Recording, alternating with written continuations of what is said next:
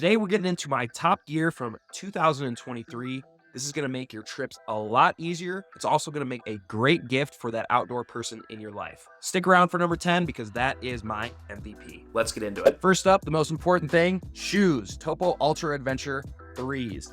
I recently switched to these after getting rid of all of my other Ultra shoes because they have been just failing me and blowing out super early. These have been great. They got a wide toe box. Very surprised at the wide toe box. They got really good cushioning and they're at 100 miles right now, and this is what they still look like. So number 2 is probably going to surprise you a little bit, but it's the things that I put into my first aid kit. The first thing that I got is this wound sealer. And so basically what this is going to do is seal your wounds, just like it says. And you just kind of pour it in there. It's like a powder, and it's going to stop the bleeding as long as it's a small enough wound. So very, very critical. And then the second thing are these easy little stormproof matches. These have been great. I mean, they're basically like a freaking firecracker. Never really go out and just keep on going. So even if you're in wet conditions, it's going to light your wood. Number 3 is this mission hat. And I'm just going to go out and say it. Most of the running hats that I've ever bought, I always look like a freaking dork in them. For whatever reason, they fit too low on my head. They're too high, whatever. This actually looks pretty dang good. It's lightweight. It's a light color, which I like. And it's been performing for me very, very well. The one drawback to this is that it's so light, in fact, that any kind of like stiff wind is going to blow it right off your head, which is exactly what happened to me in the Grand Teton in a canoe. And before I could get to it, it was already down Lake Jenny. So this is my second hat. The next thing is actually a book that I believe every single backpacker, trail runner, mountaineer should read and should have as a manual. And that book is called Training for the New Alpinism, or their related book, which is Training for the Uphill Athlete. Now, both books go over general concepts that you need to know in order to be the best mountaineer or best backpacker that you can absolutely be. There's so much good information here that I didn't even know, and I'm really into fitness and training. They really get into like how to train your slow twitch muscles for hiking or mountaineering and what type of nutrition is the best. They get into different concepts for training and the different types of periodizations. So they'll actually give you workouts that you can do before your next trips that will definitely increase the chances that you're going to be way more successful. For the longest time, I had a GoPro 9 and I had so many issues with it. I suspected this was going to happen, and this is why I wanted to try and use my GoPro on this trip to see how reliable it is.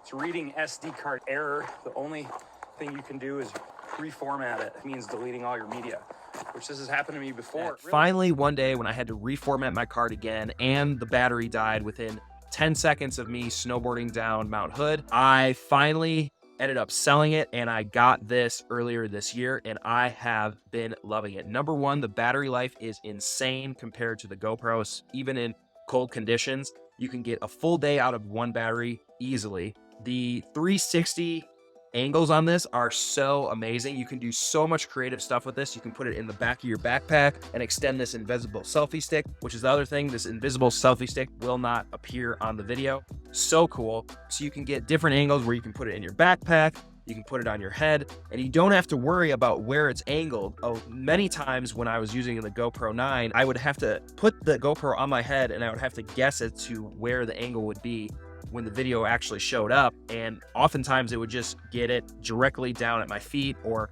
way too high at the horizon. With the 360, that solves all of those problems because you can reframe it in post-production when you go through there and do it that way. So you really just need to plop it on your head and you're good to go.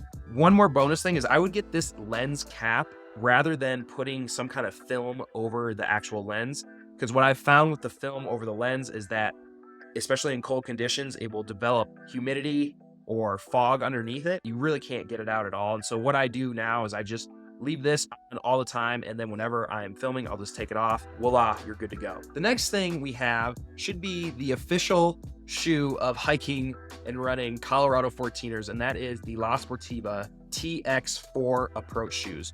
So what are approach shoes and how are they different than trail runners? So approach shoes are different than trail runners because of the tread that they have underneath them primarily. The approach shoe is going to be way stickier than the lugs on this one here. Where the approach shoe excels is on class 3 or class 4 scrambles. And this has been such an amazing shoe for me. I've taken this up many Colorado 14ers, as well as a lot of boulders in the North Cascades. I wouldn't say they're as comfortable as trail runners, but I have done things as long as 14-mile days in these where I was doing trail runs in them, really with no issue at all. Definitely get the job done if you're going to be scrambling. I can't recommend them enough. Next up is a Evoc helmet net bag. What this does is attaches to the back of a backpack that you may need a helmet for. So in other words, it's going to free up space if you're putting it inside of your pack, and instead it's going to allow you to put that on the outside of your pack. So this has been great to pair with my Black Diamond 15 bag that I talked about in last year's gear video. The second to last thing we're going to talk about is for car camping. I wanted to cook healthier foods when I was doing a lot of these objectives and having to sleep in my car, and I wanted to be comfortable actually doing it. So what I ended up picking up was this Royal Gourmet griddle plus a table. What the griddle does is it runs off of propane, allowing you to be able to cook foods directly on the griddle. And that's why I got the griddle instead of the grill, so I didn't have to bring an extra pan in my car. Instead, I can just put eggs or burgers directly on the griddle and they're going to cook. The table pairs nicely with it because it easily fits in your car, easily folds out, and takes pretty much zero time to set up at all. You put the griddle on the table, cook your food, and you're good to go. It's been a great game changer for me to eat a lot healthier when I'm on my road trips and bring a lot of food so that I don't have to go out and spend money eating. The last one is for the climbers among us, and this is called the Pencil Cliff rope bag. So obviously you can put a rope inside of it. It doubles as a rope mat for you to put your rope on so it's not getting dirty and abrasions. You can use this for the crag, and then it'll just fold right up, and then it's got a bunch of extra space that you can store your harness, your carabiners, your quick draws, and then even has a pocket on the top that you're able to store even more gear. And then you just wear it like a backpack. You walk to the crag and you have basically everything you need in one bag. Okay, a little drum roll for the last one here that was actually the MVP of my gear this year, and that would be these rec packs. Yes, this isn't a piece of gear, it's actually a piece of food, but the reason I put this in here is because this has significantly changed the way that I fuel my adventures. A lot of times when I'm starting a early run, an alpine start on a mountain, or even just backpacking, I don't really want to eat breakfast. But then I found these rec packs that are 700 calories. All you do is unscrew the top, pour water in there, and then drink it like a smoothie. This one, as you can see, its flavor is coffee. So it pairs so well in the morning for me because it tastes just like coffee. And it's super good. They have a bunch of different flavors, but gosh dang it, I really don't know a better way in order to get 700 calories straight to your dome right away with really no effort to try and eat and choke it down. This is my go-to breakfast when I'm doing a significantly long day where I have to be on my feet. I'm not going to eat them all the time because the one drawback is that they're kind of expensive.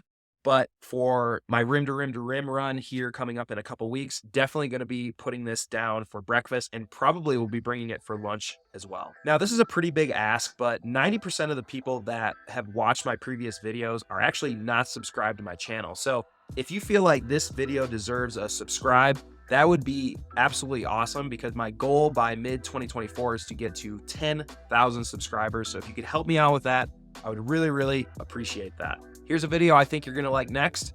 Keep building.